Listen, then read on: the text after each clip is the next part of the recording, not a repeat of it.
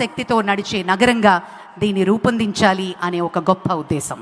అందమైన రోడ్లు, పార్కులు, నదీ తీరం అభివృద్ధి.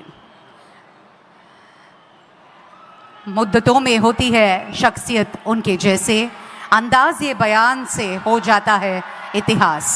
हमें गर्व है कि हम वो पीढ़ी है जिसने इतिहास बनते देखा है.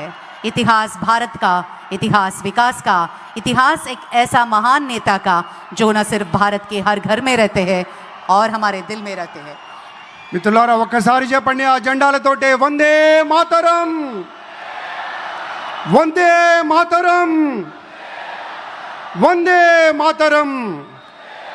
ఇప్పుడు మన అమరావతి రైతులు జై హో అమరావతి, జై హో అమరావతి, జై హో అమరావతి. అద్భుతం, పరమాద్భుతం.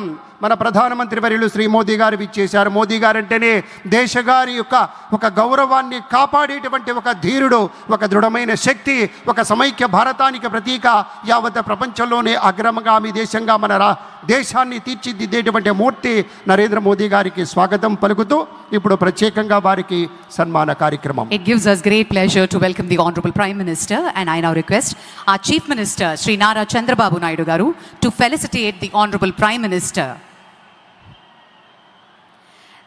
This is our very own Dharmavaram Angavastram, specially being felicitated by our Honorable Chief Minister, and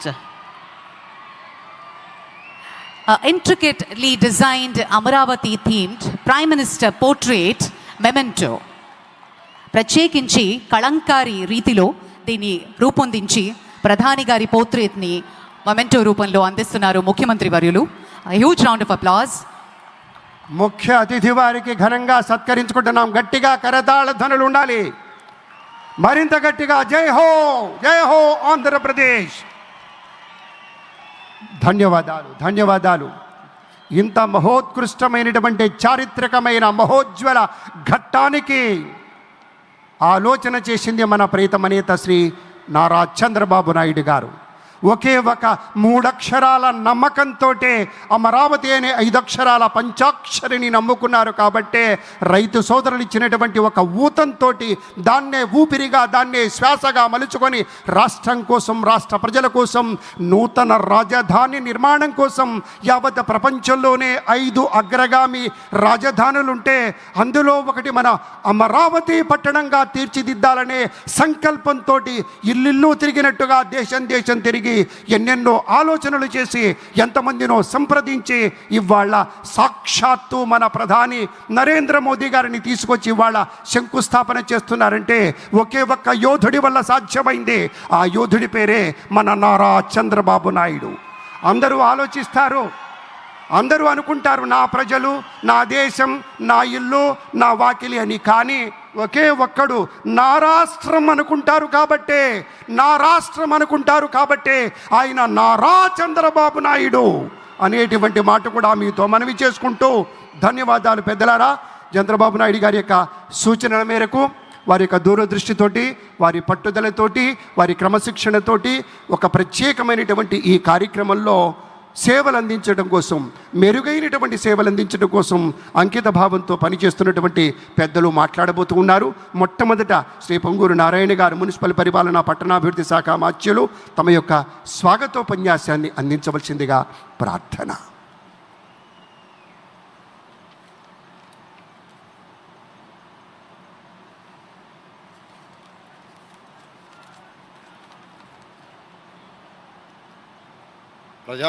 ప్రజా రాజధాని అమరావతి ప్రారంభోత్సవ కార్యక్రమానికి విచ్చేసిన గౌరవనీయ ప్రధానమంత్రి మాన్యశ్రీ నరేంద్ర మోడీ గారికి, గౌరవ ముఖ్యమంత్రి వర్యులు శ్రీ నారా చంద్రబాబు నాయుడు గారికి, ఉప ముఖ్యమంత్రి వర్యులు శ్రీ పవన్ కళ్యాణ్ గారికి, వేదికపై ఉన్న అతిరథ మహారథులకు, ఇక్కడికి విచ్చేసిన రాజధాని రైతులకు, రాష్ట్రం నలుమూల నుంచి వచ్చిన ప్రజలందరికీ నా నమస్కారాలు. అమరావతి నిర్మాణానికి తమ ప్రోత్సాహాన్ని అందిస్తూ, నేనున్నానంటూ భరోసా ఇస్తూ ఈ కార్యక్రమానికి ముఖ్య అతిథిగా విచ్చేసిన గౌరవ ప్రధానమంత్రి మాన్యశ్రీ నరేంద్ర మోదీ గారికి ఆంధ్రప్రదేశ్ ప్రజల తరపున ఆర్థిక స్వాగతం పలుకుతున్నాను. 10 ఏళ్ల క్రితం అమరావతి రాజధాని ప్రధానమంత్రి నరేంద్ర మోడీ గారి చేతుల మీదుగానే పురుడు పోసుకుంది. మళ్ళీ తిరిగి 10 ఏళ్ల తర్వాత అమరావతి పునఃప్రారంభం కూడా ప్రధానమంత్రి నరేంద్ర మోడీ గారి చేతుల మీదుగానే జరుగుతుండటం మన అదృష్టం.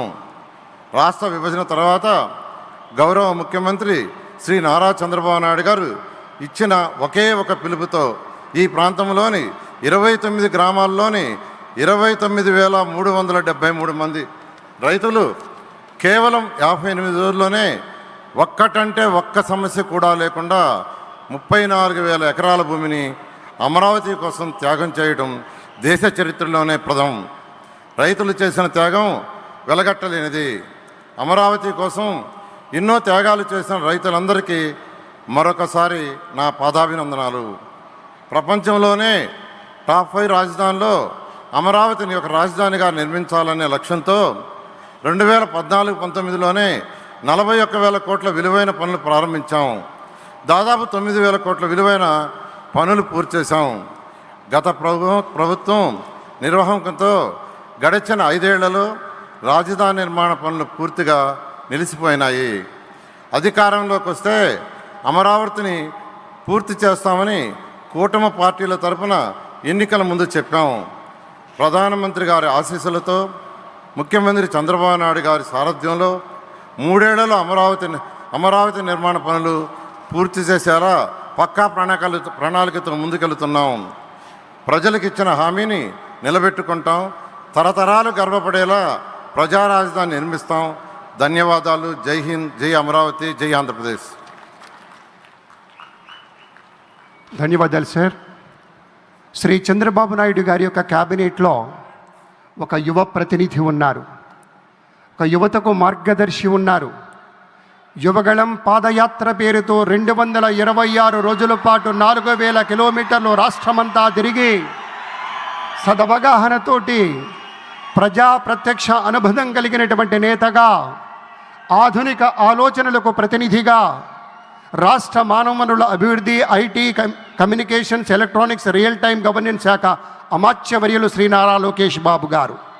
బాబు గారి తనయుడిగా కాదు, వారి యొక్క ఆలోచనలకు తనయుడుగా అన్నట్టుగా ఈ రాష్ట్ర అభివృద్ధికి కట్టుబడి నిబద్ధతతో కృషి చేస్తున్న శ్రీ నారా లోకేష్ గారిని మాట్లాడవలసిందిగా మనవి.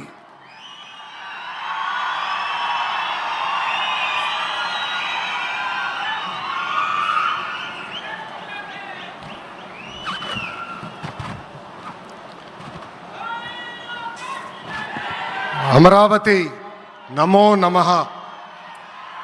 అమరావతి నమో నమః. అమరావతి నమో నమః.